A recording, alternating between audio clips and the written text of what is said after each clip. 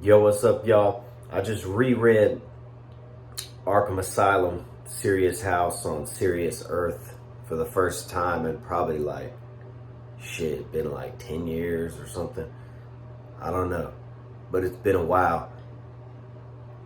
And I just remembered why it's one of my favorite stories. So if you're familiar with it and you want to know my thoughts, stay tuned. If you ain't never heard of it, stay tuned either way. These action figures on my shelf, man, they drive the ladies crazy. Knuckle, I'm watching comic book movies, so they wanna have my baby. Knuckle. I got this anniversary edition. I think they've actually made a new one come out after this. But one reason I got this is because it has like the original Grant Morrison scripts and like notes and a bunch of shit in the back.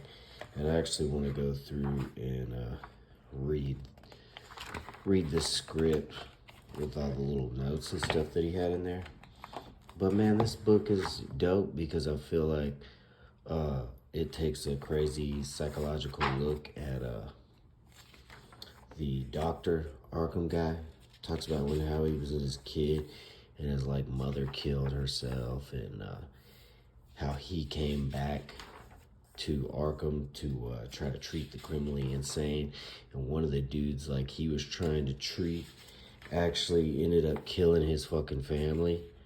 And then he comes in, and also, quick note, love the artwork on this and how it bounces back and forth between like Batman's psychological state and this other dude's psychological state, the guy who opened up Arkham.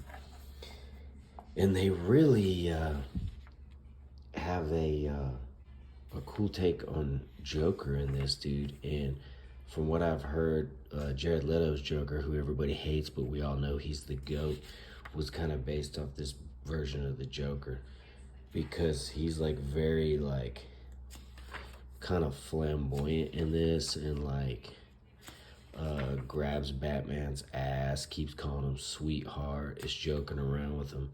There's a really funny thing where Batman and Commissioner Gordon think he like stabbed this chick's eyes out with a pencil, but he didn't. And then when Batman comes in and asks him like about it, he's like, April Fools, haha. So this is a very crazy, like flamboyant version of Joker. And you can see all the Aleister Crowley and like occult influences and type of shit that Morrison was into in the art of this comic. I like that they took a very crazy psychological approach and horror, esoteric, whatever you want to call it, look at this book. And so basically Joker is like, yo, you got an hour to get up out of here. And, some of the craziest members of the Rogues Gallery are coming at Batman.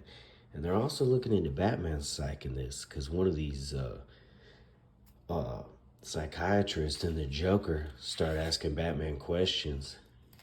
Batman's like, yeah, I can do it. I'm good. Like, they're just words. But when they start touching the subject of his mom and dad, he's like, nah, stop. And we have some flashbacks. It keeps going back to talking about the Arkham dude and how he was trying to get the asylum open. And this one dude killed his family, who he was trying to treat. Yet he continued to treat him even though he killed his family. But you later find out he was just treating that fool, and eventually fucking burns him up, like electrocutes him and says it's an accident.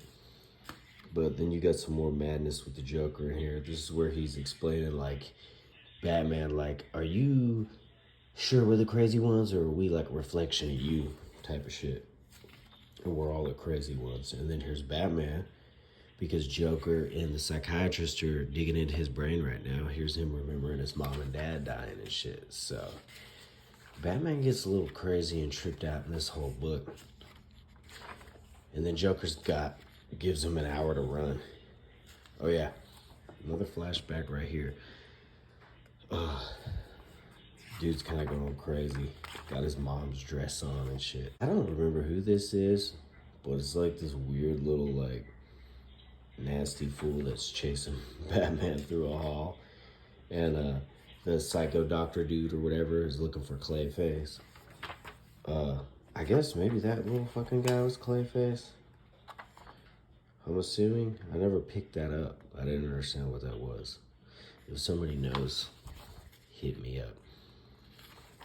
But the overall, like, darkness of this book is what makes you really appreciate it. Like, Scarecrow, the subtle attention to detail of Scarecrow walking through this, like, wet floor and kind of dragging his, like, pick or whatever. I thought that was pretty dope. And then you hear the Mad Hatter. They reveal in here, like, the Mad Hatter's like a chomo or something, which makes you hate him even more. And Batman's, you know, you love to see Batman kick his ass. Some more flashback stuff. Some electricity dude. I don't know who the fuck this is, bro. I don't remember him or what he's from. But there's a whole weird, like, they're talking about, like, some mythology shit in here. He's calling himself Zeus and stuff. And then more flashbacks where the doctor's talking about his clownfish. And anyway, all those flashbacks show the slow deterioration of the doctor's mind after his family dies and shit. When he eventually ends up electrocuting the guy that he was supposed to be treating who killed his family, like I said. And you got Killer Croc up in here. Him and Batman are fighting. Batman eventually pulls the fucking spear out of St. Michael and stabs Killer Croc. Originally, when Grant Morrison wrote it, he was gonna have him like choke Killer Croc with his belt or something. But his friend was like, "Brah, you're missing a good chance for him to just take that spear and stab Killer Croc." So that was dope. Hey man, I like seeing Batman kill people and scary, spooky shit happening.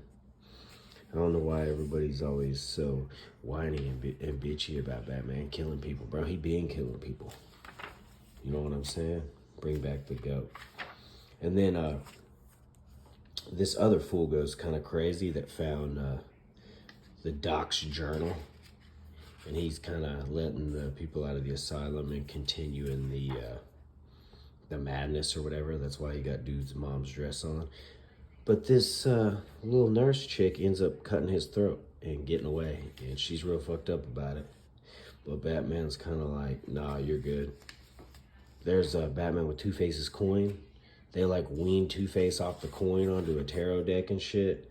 But this whole events of this night start it back over. So by the end of the book, he's back on it. But yeah, and then they get to the end. And Batman's like, why don't you let Two-Face decide what to do with me? Two-Face like, me? I can't really. And then Batman throws him his fucking coin back. And he's like, you're free. You're all free. And Joker's like, are we? But are you? Anyway, what this shows is even though they weaned Two-Face off the fucking coin, Batman just put him back on the shit. Anyway, obviously he goes free. Joker's joking it up, parting such sweet sorrow, silly, you can't say, we don't know ya, we didn't give you a good time, enough, did you enjoy yourself in the asylum, whatever, he walks out. But, yeah, man, this to me is a dope-ass story, and one of the best Batman Joker stories, whatever kind of stories you want to call it. But y'all let me know what you think about it in the comments below, man. I appreciate y'all watching. Peace.